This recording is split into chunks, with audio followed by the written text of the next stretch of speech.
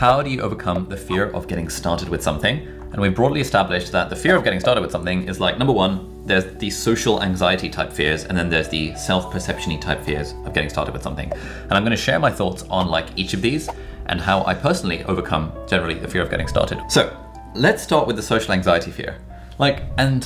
There's generally no advice here that's actually gonna make a difference, but I can tell you what has worked for me. So over the years, I have done many things, and I've not done many things because of a fear of social disapproval, social type fear. Fear of rejection when asking a girl out or something like that. There's always a fear of like, oh, what if this affects my social standing in some way? I actually found that for me, understanding where the fear of social anxiety and stuff kind of came from was a really helpful thing in overcoming that fear. And it was basically recognizing that the fear of social disapproval, I'm worried what someone else will think of me, essentially is a big hit to our social status and our standing in the tribe. And if we think back to kind of evolutionarily psychobiology times, it's like, yes, there's the sort of fear you get when you're being chased by a lion or a tiger. Shit. But we were also very highly attuned to the judgment of the other people in our tribe. And if you ever got ostracized from your tribe, that would be the end of you, because now you don't have any friends in your caveman era, and you have to go out in the wilderness on your own, and then you're gonna get eaten by a lion. And so we became very, like our amygdala, the bit of the brain that like experiences fear and processes fear, became very attuned to social threats. It's like, if there is a risk that I will be ostracized from the group, that is potentially a risk to my life. And that is why we evolved the fear of being thought foolish by other people, the fear of judgment, the fear of rejection, all of these fears that we have when it comes to kind of putting ourselves out there in some capacity. So step one is to understand that this is totally normal. We literally evolved to feel, to not do stuff if there was a fear of social reprisal or social disapproval. So for me, understanding that was really important, because then I could say to myself, okay, like my brain has just naturally evolved to stop me from putting myself out there because I'm worried about what other people will think.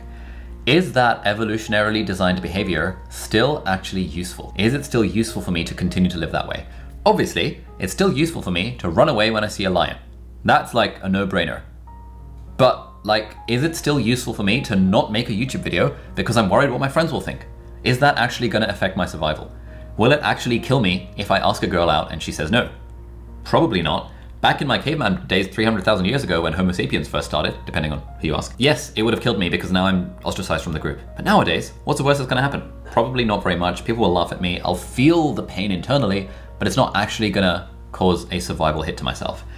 And for me, I found that understanding, just appreciating that, went some way towards helping me overcome kind of the social anxiety fear that stops us from getting started with things. My brother, in fact, was a true visionary in this regard. He started a YouTube channel years ago, like 2009 or something like that. And he would just make random ass videos and shove them on YouTube. You can still find those to this day. And he just didn't seem to care what other people thought of him. Whereas I feel like for me, I had a lot more of that. And it really took understanding the stuff to kind of get over that fear over time. The second step that really helped me overcome sort of fear of getting started out as a result of social anxiety was essentially recognizing that I really over-index on this stuff. Most of us really over-index on this, and we really don't need to. Like, imagine this thought experiment. Your best friend decides to start a podcast, and they're trying to go around interviewing your friends or something like that, interviewing people that they know. How much would you actually judge them for that? You probably wouldn't. You probably wouldn't care. You'd probably be like, oh, sick, nice. You're starting a podcast. That sounds cool. Let me know when I can listen. Maybe you might be like, huh, lol, what a weirdo. He's starting a podcast. What a dickhead. You might think that for like a millisecond. And if you do, then you're not a very nice person. But chances are you won't even be thinking in those ways. And so it's like everyone is worried that other people are judging them. And yet, if we ask ourselves, would we actually judge someone else? Then we wouldn't actually judge other people. And so it goes to the Eleanor Roosevelt quote that we spend so much time worrying about what other people will think when we fail to realize that they seldom do. People are not really thinking of us. You and me, we're all going about our own life. I'm not thinking of you, you're not thinking of me.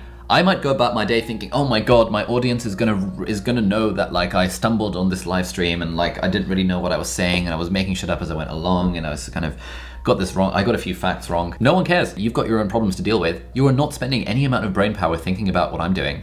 You're not spending any amount of brain power thinking about what your friends and colleagues and family and friends are doing. All you're doing is getting on with your own life. And so that was really the second, I guess, level up for me in this case. It was recognizing that, number one, no one cares. I call it the NOC mindset, the sort of NOC, no one cares. And whenever I find that I am, I guess, struggling to get started with something, and I know that the reason is fear of social disapproval, fear of judgment, fear of rejection, some kind of social anxiety-based reason, I try and remind myself, no one cares, it's all good, no one is thinking about me, I can just do the thing.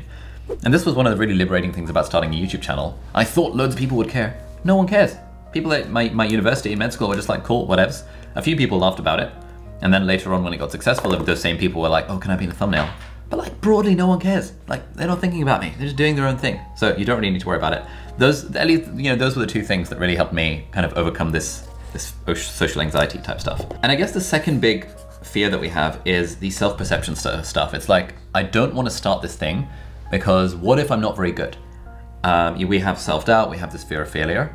And you know, there's just another easy strategy that I found for this, which is to, and write this down, lower the bar, or sort of embrace the crap. I kind of tell myself different things depending on how I'm feeling, kind of each day of the week. Generally, if we're scared of starting something and we're afraid of starting it because we think we're not good enough, that's usually because our bar is way too high. Again, I see this all the time in my YouTuber Academy. By the way, our new cohort of the YouTuber Academy is launching in a few weeks.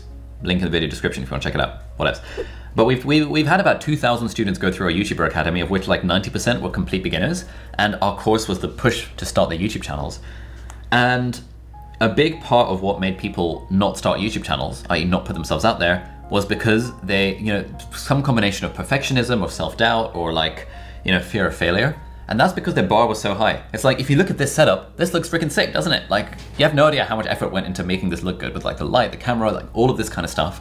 But if you're a brand new YouTuber, or if you've been thinking of starting a YouTube channel, you look at my channel maybe and you think, damn, I can't compete with that. Like, this is a quality bar that I can't reach, and therefore I'm not even gonna get started. But that would be, you know, excuse the grandioseness of this analogy, the grandiosity of this analogy. That would be like me being like, you know what, I wanna learn to drive, but like, you know, I'm gonna compare myself to Lewis Hamilton or some other like F1 driver, someone who's like a professional driver.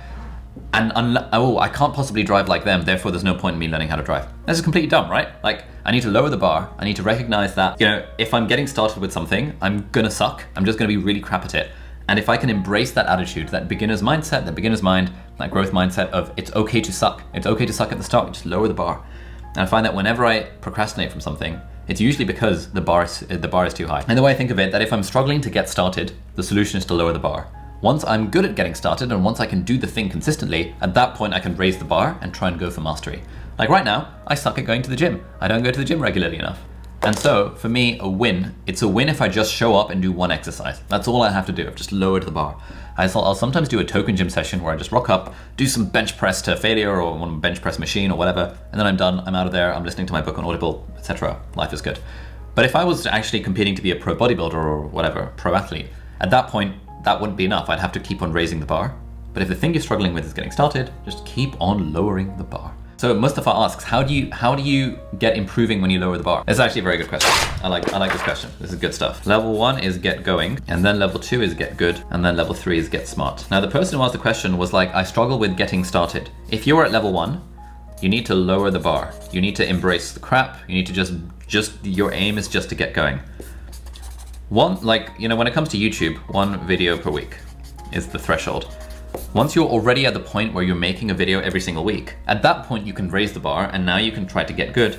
And getting good involves raising the bar. But you have to recognize, like, where are you on the journey of improvement at this particular thing?